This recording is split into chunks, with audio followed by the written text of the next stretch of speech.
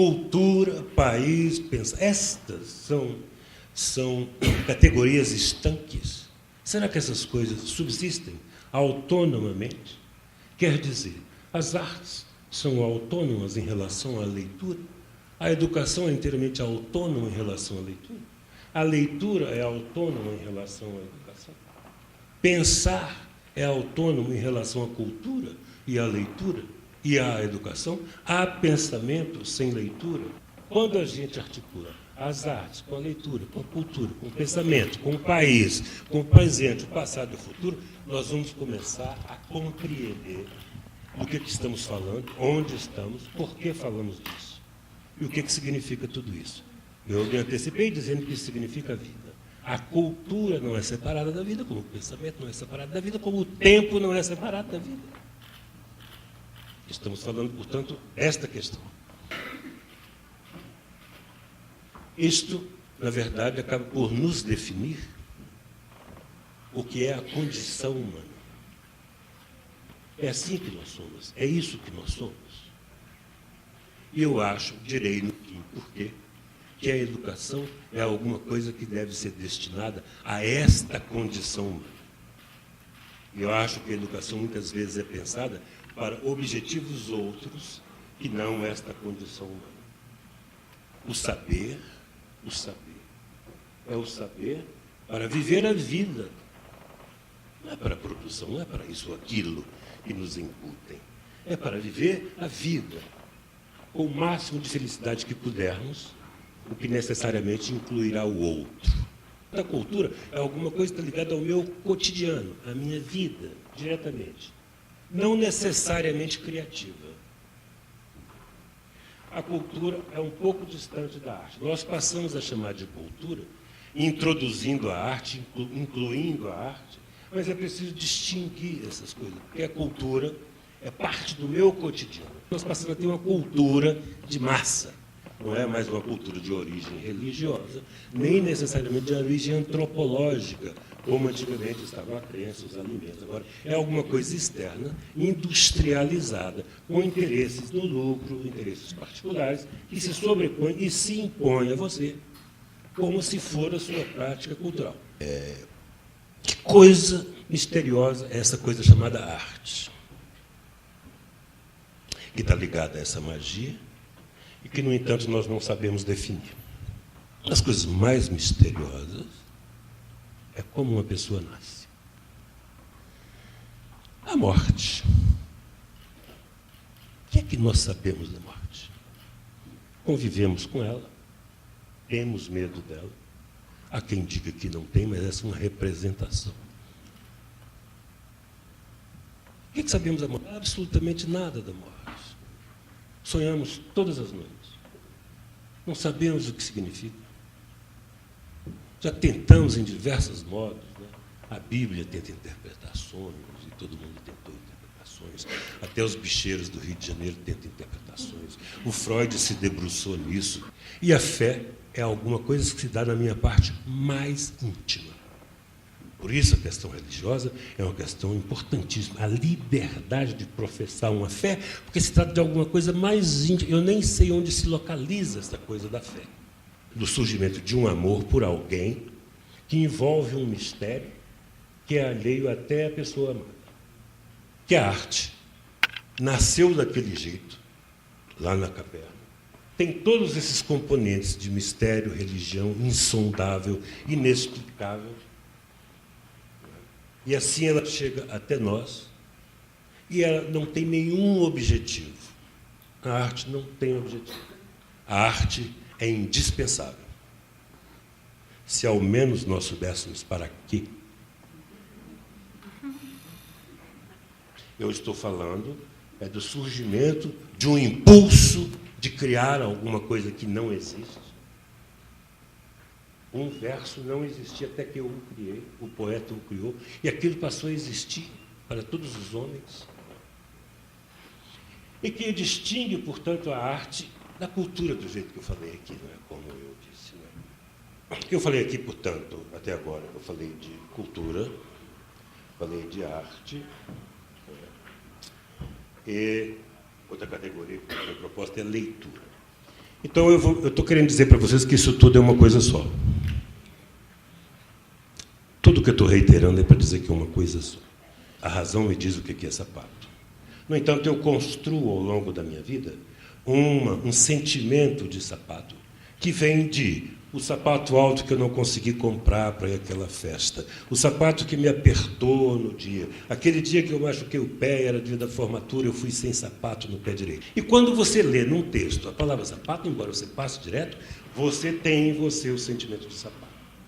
Porque é o impulso do Criador, que ele não tem domínio, e que, portanto, parte da sua subjetividade, e é o impulso do fruidor, que é atingido pela sua subjetividade. Então, são processos subjetivos, inteiramente subjetivos. E que a leitura de um livro é uma viagem, é uma trip, se vocês quiserem, pessoal, na qual eu investi minha vida inteira. E se eu tenho uma boa carga de vida acumulada, aquele livro me oferece um deleite, um desfrute mais rico. E pessoas de outros séculos, de outro país, de outra linguagem, de outra história, chega no meu coração aqui. Porque eu fui condenado a nascer nesta língua. Porque o idioma onde eu nasci me condena ou me liberta. E ele pergunta mais, por que eu fui condenado a ter esta mãe? Por que não outra? São perguntas sem respostas. Pois o que te proporciona a leitura, não é? É a possibilidade de você ser outro pelo processo de identificação do que você não é. Que te leva a acumular em si outras vidas e você então poder olhar para outra vida e não a condenar, e a compreender, e acolher em você as outras possibilidades de vida. Eu considero que eu também posso ser o que eu sou, que se todos são aquilo e vivem, e tem chance de ser feliz, por que eu vou ter medo de ser o que eu sou?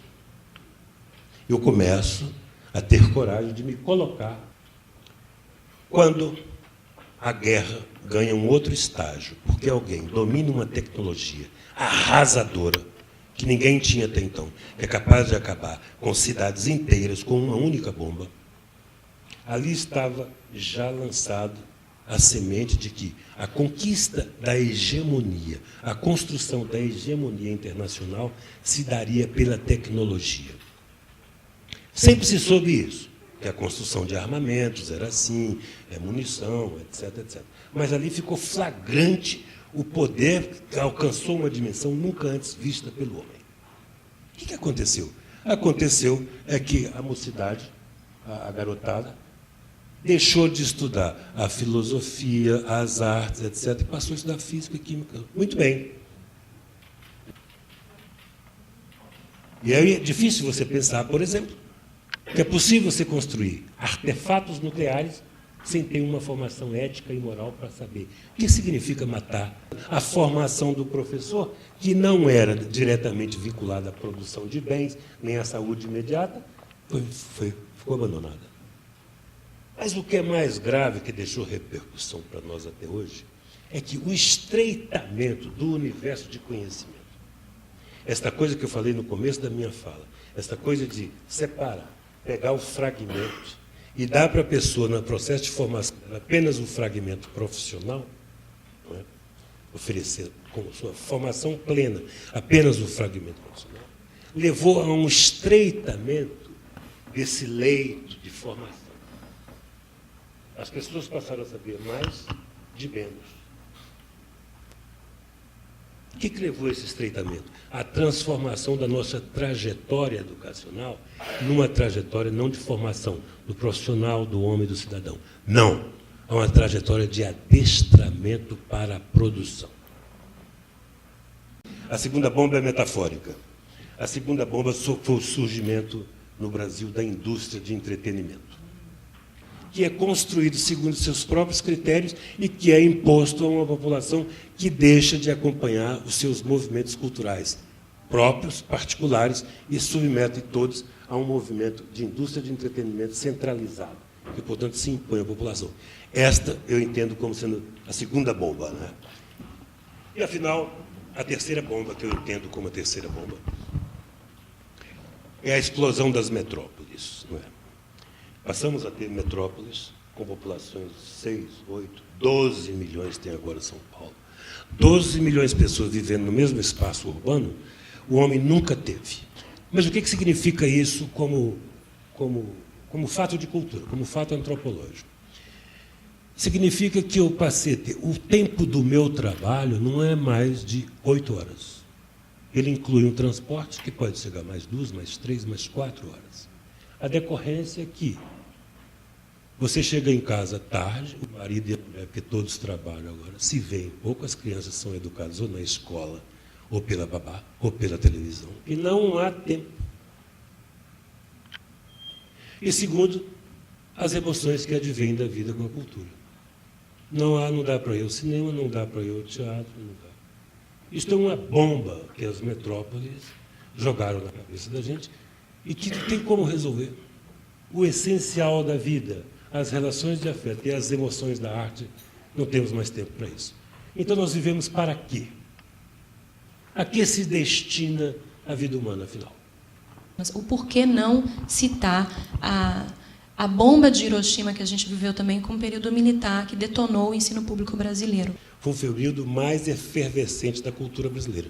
Foi o surgimento do cinema novo, foi o surgimento do teatro moderno, do grupo oficina do teatro de arena, foi o movimento, isso foi um turbilhão no Brasil da vida cultural. Tanto que a vida cultural se identificou com a participação política. As plateias do teatro, dos cinemas, eram militantes políticos, eram jovens. Então foi um paradoxo. Tanto que, naquele momento, vários aspectos do que se chamavam oposição ao regime, eles começaram a se manifestar. Todos os regimes autoritários têm essa coisa, eles são tão impositivos que as outras pessoas vão procurar outras formas, outros caminhos. Quando ele vem disfarçado é que é o problema, não é? Eu acho que a educação ela tem um vértice essencial, que não é nem o prédio da escola, nem propriamente os recursos. É a professora. É ela que precisa ser formada, ela precisa participar da vida cultural, é ela que precisa ganhar um melhor salário. Porque, da maneira como nós fizemos as nossas escolas, ela é o centro.